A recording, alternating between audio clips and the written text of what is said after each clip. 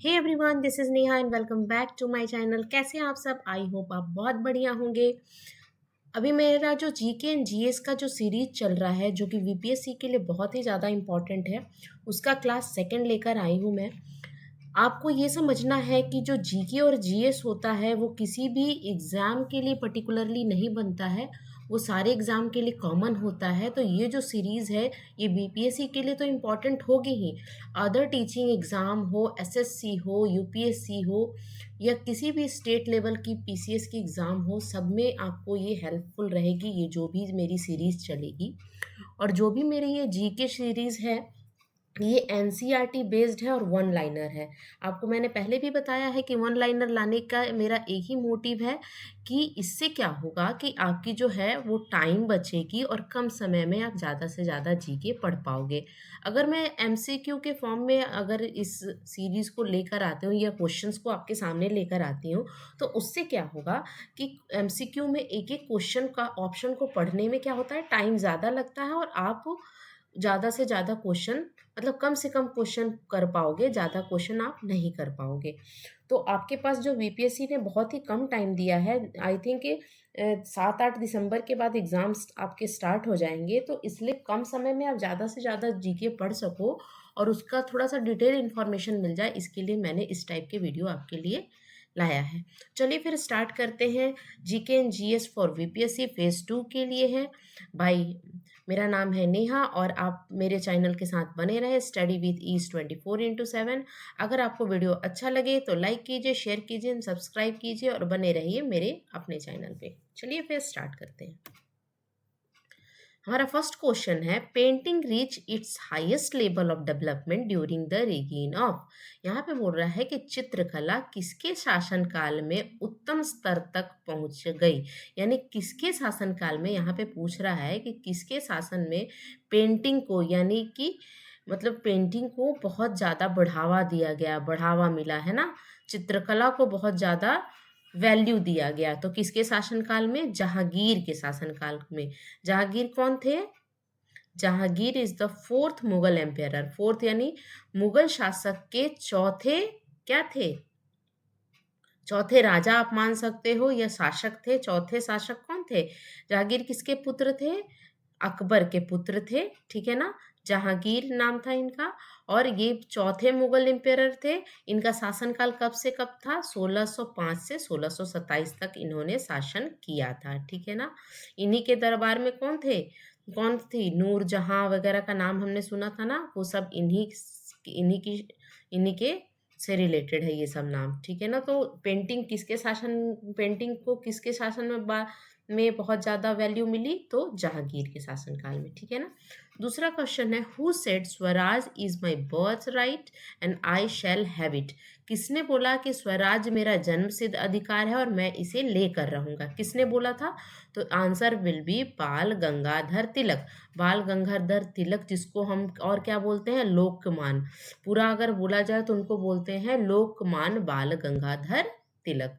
यानी बाल गंगाधर तिलक को दूसरे नाम से किससे जाना जानते हैं हम? लोकमान्य से, ठीक है।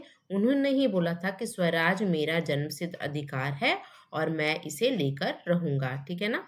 एक और इम्पॉर्टेंट चीज़ है, यहाँ पे आप समझ सकते हो कि बाल गंगाधर तिलक जी ने गणेश उत्सव की शुरुआत की थी। जो गणपति पूजा होती है ना अगस्त और सितंबर के मंथ में, उसकी शुरुआत किसने की थी? बाल गंगाधर तिलक ने की थी।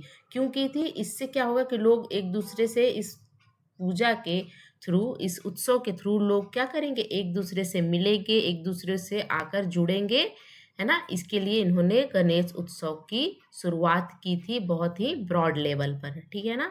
तो Swaraj is my birth right, I shall have it किसने दिया था? बाल गंगाधर तिलक ने, ठीक है। अगला क्वेश्चन है, which of the following Mughal emperor road their own autobiography. निम्नलिखित में से किस मुगल सम्राट ने अपनी आत्मकथाएं लिखी थी? आत्मकथा यानी ऑटोबायोग्राफी किस मुगल सम्राट ने लिखी थी? तो answer will be Babur. Babur ने अपनी अपनी बायोग्राफी जीवन पर जो उन्होंने बुक लिखी थी और जिसको हम ऑटोबायोग्राफी कहते हैं, आत्मकथा कहते हैं, वो बाबर ने लिखी थी। Mughal empire Babur wrote his autobiography, जिसका नाम क्या था, बाबरनामा। तो अगर क्वेश्चन आए कि बाबरनामा किसने लिखी, तो बाबर ने लिखी। बाबरनामा क्या है, ऑटोबायोग्राफी है, यानी आत्मकथा है। किसकी आत्मकथा है, बाबर की। ठीक है। The first battle of Panipat was fought in the year, यानी आपको यहाँ बताना है कि पानीपत की प्रथम युद्ध किस वर्ष लड़ा गया था।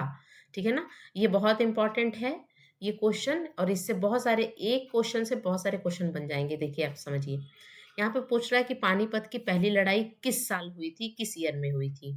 तो सबसे पहले तो 1526 में हुई थी। आपको याद रखना है कि पानीपत की पहली लड़ाई 1526 ईस्वी में हुई थी। The first battle of Panipat was fought between the invading force of Babur and Lodi Emperor. सबसे पहले पहला क्वेश्चन बनेगा, कब हुई थी? 21 अप्रैल 1526 में हुई थी। कहाँ हुई थी? नॉर्थ इंडिया में हुई थी, है ना, उत्तरी भारत में हुई थी। पहला क्वेश्चन तो हुआ कि कब हुई थी, ये हो गया। दूसरा क्वेश्चन है कि किसके किसके बीच हुई थी। तो पहला पानीपत की लड़ाई जो हुई थी वो बाबर और लोदी एम्पायर के बीच में हुई थी। लोदी वंश और बाबर। लोदी वंश में कौन है यहाँ पे? इब्राहिम लोदी की बात हो रही है ना। इब्राहिम लोदी एंड बाबर के बीच में पहले पानीपत की लड़ाई हुई थी। ठीक है ना। और इसमें क्या हुआ था, यहीं से मुगल वंश की शुरुआत हुई थी। बाबर ने किसको हराया था? इसमें कौन जीता था? पानीपत की पहली लड़ाई में बाबर जीता था और इब्राहिम लोदी हारा था, और यहाँ से मुगल वंश स्टार्ट हुआ था। ठीक है ना। अब यहाँ पर है सेकेंड बैटल ऑफ पानीपत के बारे में भी हम पढ़ लेते हैं। 1556 ईस्वी में हुई थी। किसके बीच हुई थी? हेमचंद्र विक्रमादित्य, जिसको सूर्य एम्पायर से रिलेट करते हैं ये, और मुगल मुगल अंडर अकबर, यानी अकबर और हेमचंद्र विक्रमादित्य से के साथ हुई थी। अब दूसरा क्वेश्चन यहाँ पे क्या बना कि पानीपत की दूसरी लड़ाई कब हुई थी? 1556 ईस्वी में। किसके बीच हुई थी? हेमचंद्र विक्रमादित्य के और अकबर के बीच में हुई थी। यहाँ पे अकबर ने शायद मेरे ख्याल से लड़ा नहीं था, ठीक है ना, लेकिन लीड जरूर किया था उस लड़ाई को। ठीक है ना।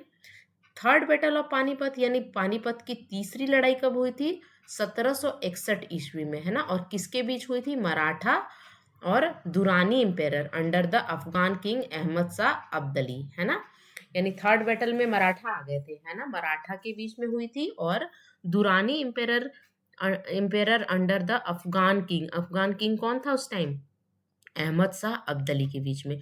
तो आपको अब अच्छे से ये चीज़ याद हो गया ना कि 1526 में पहली हुई थी, दूसरी हुई थी 1556 में पानीपत की लड़ाई, और तीसरी पानीपत की लड़ाई 1761 ईस्वी में हुई थी।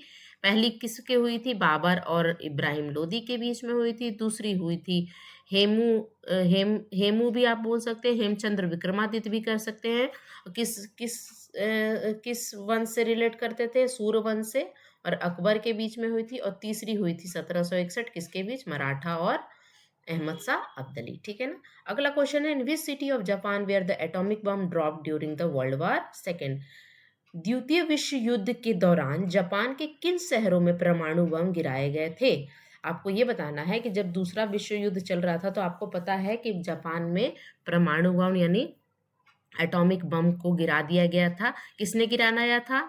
आपको ध्यान में रखना, यूएसए ने गिराया था, यूनाइटेड स्टेट ऑफ अमेरिका, है ना, उन्होंने गिराया था वर्ल्ड वार सेकेंड के टाइम में। तो वो दोनों शहरों के नाम बताना है। तो एक था हिरोशिमा और दूसरा था नागासाकी। एक शहर, दो शहरों पे गिराया था। पहला शहर है हिरोशिमा और दूसरा है नागासाकी।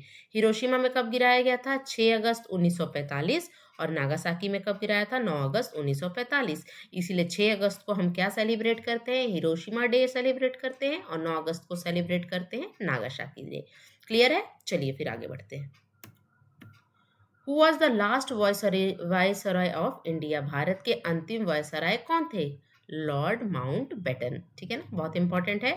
भारत की आज़ादी के समय जो लास्ट कौन थे वायसराय?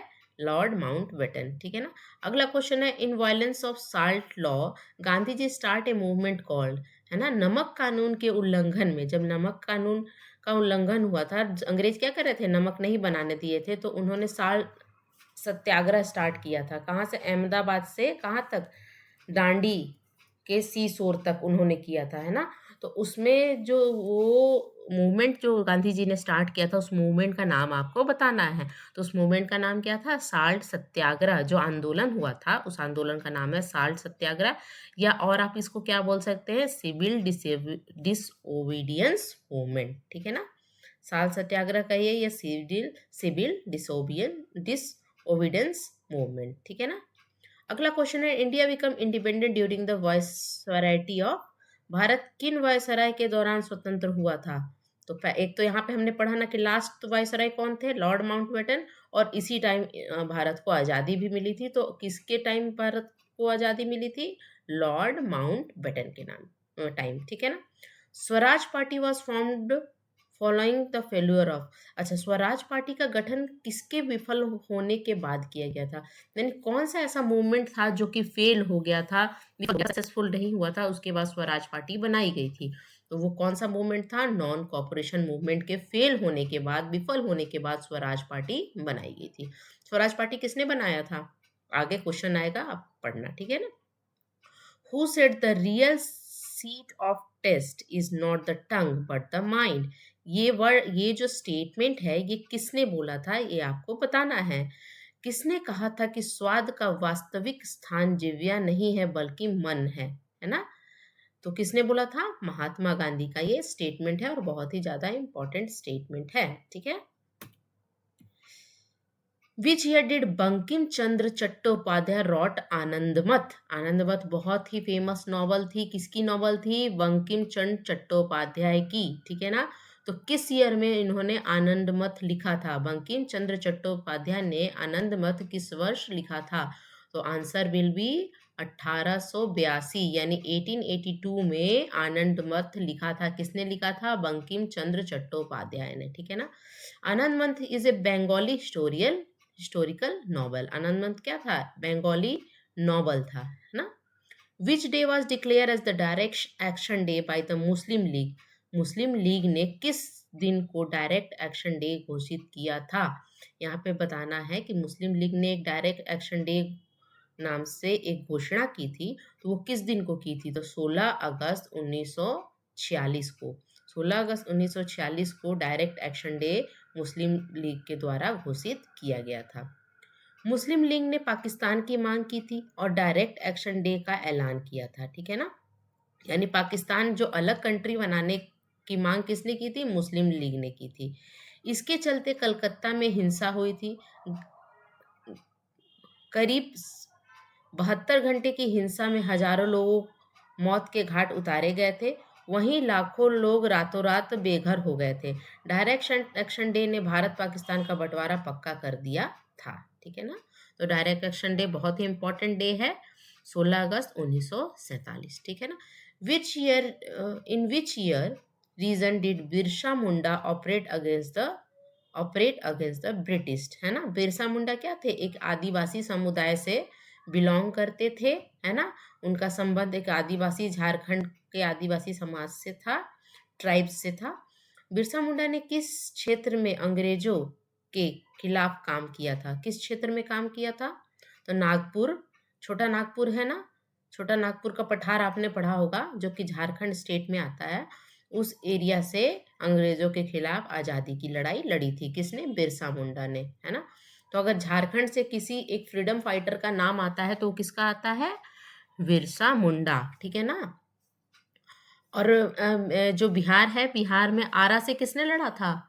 बिहार में आरा से लड़ा था वीर कुंवर सिंह का भी नाम आता है, ठीक है ना? चलिए हम आगे बढ़ते हैं। बिरसा मुंडा को ब्रिटिश ईसाई मिशनरियों को चुनौती देने और मुंडा और ओवार समुदाय के साथ धर्मांतरण गतिविधियों के खिलाफ विद्रोह करने के लिए जाना जाता है। उनका चित्र भारतीय संसद संग्रहालय में लटका हुआ है। ओराव समुदाय से बिलोंग करते हैं। ओराव क्या है? ओराव एक ट्राइब्स है, एक जनजाति है जो कि झारखंड की है, ठीक है ना? Which of the following tribe is associated with the ताना भारत मूवमेंट? ताना भारत मूवमेंट के बारे में बोल रहा है। निम्नलिखित में कौन सी जनजाति, यानी ट्राइब्स के बारे में आ रही है, आदिवासी जनजाति होती है ताना भगत, ठीक है ना, आंदोलन से जुड़ी हुई है? तो ओरांग, ओराव के बारे में, जो ये बिरसा मुंडा की जनजाति थी, ओरांस, है ना? ताना भारत आंदोलन ओराओं से जुड़ा था। यह भारत का एक आदिवासी समुदाय है। उन्होंने उन पर लगाए गए अनुचित करों के लिए ब्रिटिश सरकार के विरोध किया था। कब किया था? 1914 ईस्वी में। ठीक है ना। Name the Pakistani prime minister who sign the Shimla agreement in 1972। आपको यहाँ बताना है कि जब 1972 में यानी 1972 में शिमला समझौता हुआ था, तो उस टाइम जो पाकिस्तान के प्रधानमंत्री थे वो कौन थे? ठीक है ना। आपको ये सबसे पहले बताओ कि उस टाइम इंडिया के प्रधानमंत्री कौन थे? तो उस टाइम इंडिया के प्रधानमंत्री कौन थी? श्रीमती इंदिरा गांधी। इंदिरा गांधी थी उस टाइम इंडिया की। तो पाकिस्तान साइड से कौन था? पाकिस्तान साइड से लीड किया था जुल्फकर अली भुट्टो, यानी शायद ये बनर्जी भुट्टो के फादर हैं। वो पाकिस्तान के क्या थे? प्राइम मिनिस्टर थे उस टाइम पे, शिमला समझौते के टाइम पे। ठीक। अगला क्वेश्चन है, Motilal Nehru and Chittaranjan Das were the founder member of. Chittaranjan Das और मोतीलाल नेहरू किसके फाउंडर मेंबर थे? तो मोतीलाल नेहरू और चित्तरंजन दास किसके संस्थापक सदस्य थे? स्वराज पार्टी के। ठीक है ना।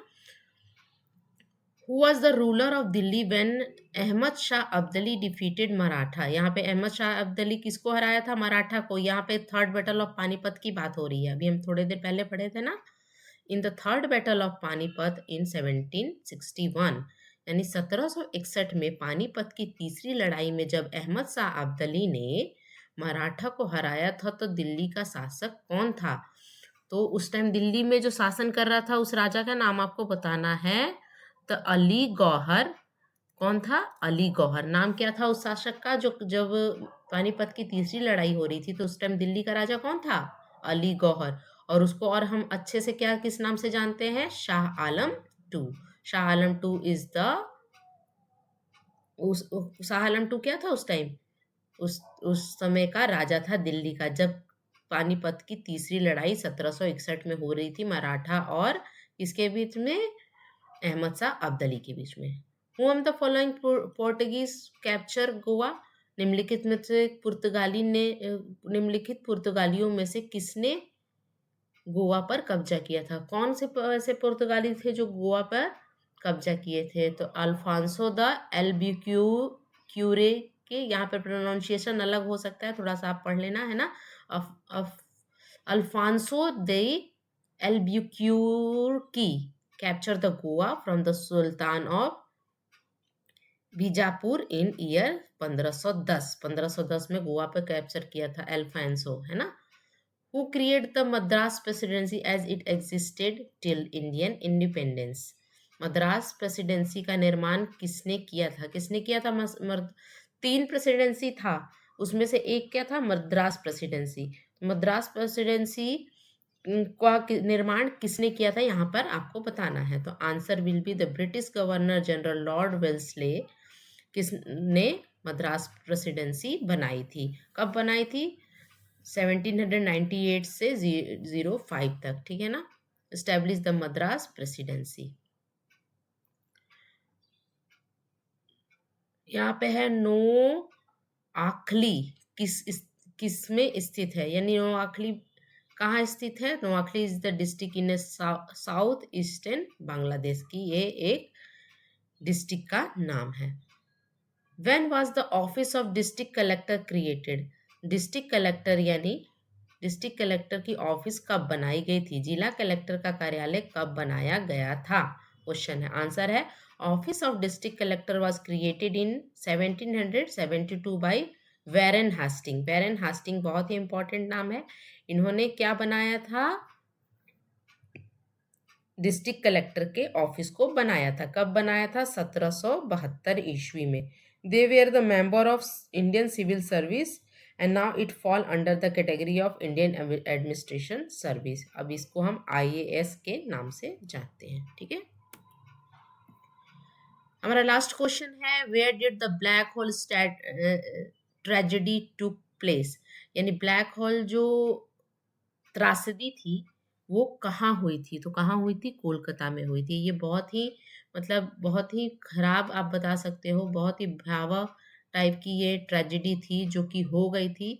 और इसके बारे में बताया जाता है कि भारत के इतिहास में रूह कपा देने वाली एक ऐसी घटना दर्ज है जिसके ने अंग्रेजों के अंदर बदले की ऐसी आग जलाई कि एक नवाब को अपनी सत्ता ही नहीं बल्कि जान भी गंवानी पड़ी। हम बात कर रहे हैं कोलकाता के काल कोठरी की घटना के बारे में, जो कि 20 जून 1756 को कोलकाता में हुई थी। इसके बारे में मैं एक अलग से वीडियो ब्लैक होल ट्रेजेडी पर एक वीडियो लाऊंगी कि कब क्या और कैसे हुआ था और किसके शासनकाल में हुआ था। ठीक है, तो आशा करती हूँ आपको मेरा वीडियो अच्छा लगा। अगर अच्छा लगे तो लाइक कीजिए, शेयर कीजिए एंड सब्सक्राइब कीजिए और बने रहे आपके अपने चैनल पे स्टडी विथ ईज 24/7। मैं ऐसे ही बहुत ही इंपॉर्टेंट वीडियो आपके लिए लाते रहूँगी और कोशिश करूँगी कि आप मैक्सिमम से मैक्सिमम क्वेश्चन एग्जाम में आप करके आओ, सही करके आओ। ठीक है ना, तो चलिए फिर अब अपने क्लास को यहीं पे एंड करती हूँ। Thank you so much for watching, bye.